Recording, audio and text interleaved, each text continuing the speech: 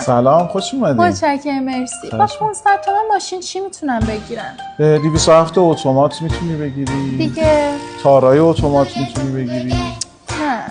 نه. ساندرو استدوی میتونی بگیری. اون که پیرمردیه. چانگان 98 میتونی بگیری.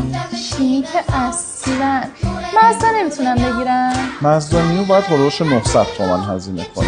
خب پس من پول کم دارم. باید پولمو جمع کنم بیام. در خدمتتون هستم. خواهش می‌کنم. پوستم کنده شد. چرا؟ ولی بالاخره 900 تومن رو جمع خدا کردم. رو شکر. الان چی میتونم بخرم؟ الان همون پارسالیا. پس مزدا چی؟ الان 1,300 باید هزینه کنی. بازم پول کم دارم. پس من پولمو جمع کنم. مرسی. خواهش می‌کنم.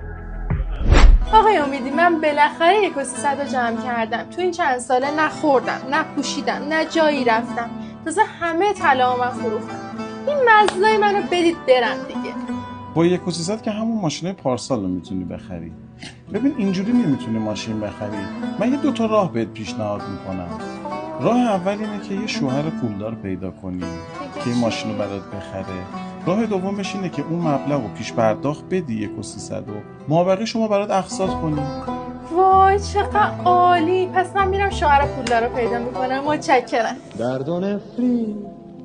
دردونه